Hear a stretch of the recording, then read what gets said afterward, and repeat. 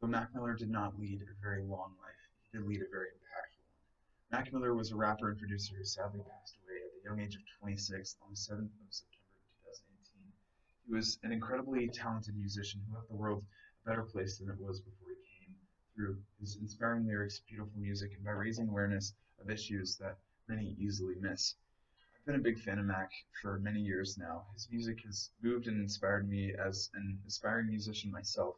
And while I do not experience many of the same issues that he does, there's still so much that I've taken away and that I've applied to myself, and much that I've been made aware of that I otherwise wouldn't have. So today I will commemorate the life of Mac Miller by examining his development, the impact that his life left on his fans and on the music industry, and his legacy moving forward to the future. And I will begin with his beginnings. Mac's interest in music began at a very young age, and he wasn't originally known as Mac Miller. He was actually born Malcolm James McCormick in Pittsburgh, Pennsylvania. His parents were Karen Myers, a photographer, and Mark McCormick, an architect, and he had one older brother. And while his parents were both artists, Mac ended up moving in a different direction than they did artistically, as at only the age of 6, he taught himself with no lessons the piano, the guitar, the bass, and the drums. And he was interested in rapping, and this sparked at a very young age. In fact, just at 15, Mac is quoted saying he got real serious about it, and it changed his life completely. So as soon as he began rapping, he said he became completely committed.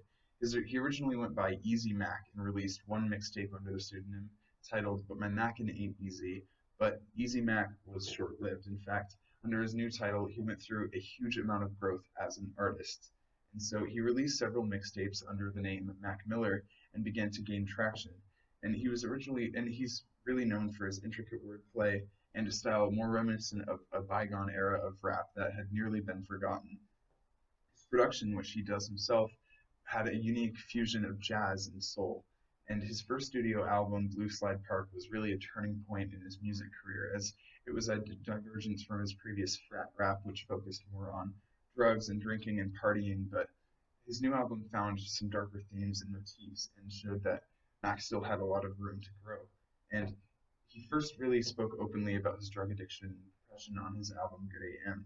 And this really just did a great job of raising awareness for the problem, not just with Mac, but just something that everyone goes through, and showed that he'd gone through some serious growth as an artist and as a person. In fact, Andrew Grechko from Hip Hop DX said about this album, "Good AM serves as a wake-up call for those who think that music is still best suited for frat parties.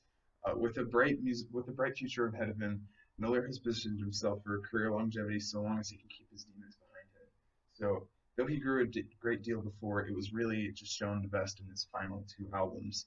His second to last album, Swimming, he really discussed the slow and painful process of healing, and he was really reflective in his lyrics, and the production was skillful as ever, and really showed how his jazz soul fusion sound had been refined.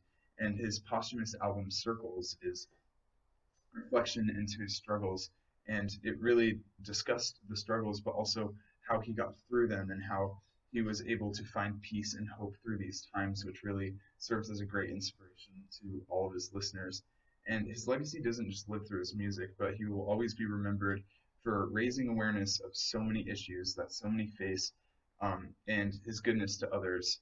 And Mac is especially remembered by his fellow artists, including Chance the Rapper, who, after he passed, mentioned him taking on a second tour ever and described him as one of the sweetest guys I ever knew and a great man.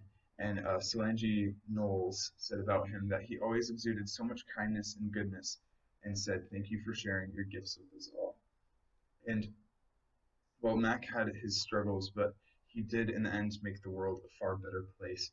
And he was a person with incredible talent. He took this talent, he used it, he refined it, he grew, and as amazing of an artist and he became the amazing artist that he ended up being. And not only did he refine this talent and use it to, and no, he didn't just use it to gain money, but he also used it to send an important message to his fans into the world. And by speaking openly about his addictions and his depression, and in the end delivered a message of hope and peace through healing. So Mac was a kind soul.